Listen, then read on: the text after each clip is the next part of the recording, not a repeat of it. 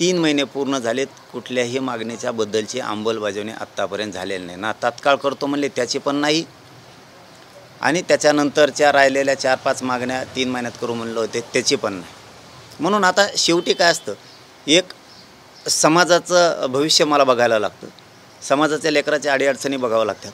संयम तरी आम्ही किती दिवस धरायचा, म्हणून आता शेवटी आम्ही या विषयात आलो आहे की आता आपण प्रचंड मोठा उठाव केला पाहिजे, आणि आता तो आम्ही करणार आहे. छगन भुजबळ नुसता काड्याच करतो, तो सोडता बाकीच्या सगळ्यांना शत्रू समजतो, आकसानं वागतो, तो सूडबुद्धीनं वागतो. हे लोकांना वाटलं नाही पाहिजे, आणि सगळ्यांना सारखं धरावं. कारण तुम्ही किती टोळी एकत्र आली, म्हणजे शेवटचं सांगतो आता, तुम्ही किती टोळी एकत्र आली तरी आम्ही तुम्हाला पुरून उठतो, हे तुम्हाला माहीत झालेलं आहे.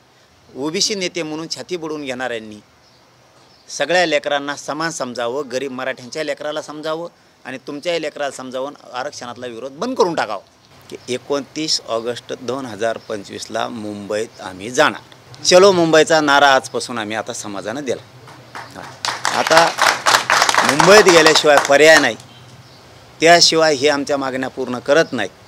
हे याच्यावरती आम्ही आता फायनल निर्णय केलेला आहे की 29 ऑगस्टला मुंबईत आम्ही जाणार. दुसरं, मुंबईत आमरण उपोषणसुद्धा होणार. आमरण उपोषण 29 ऑगस्टला मुंबईत होणार आहे.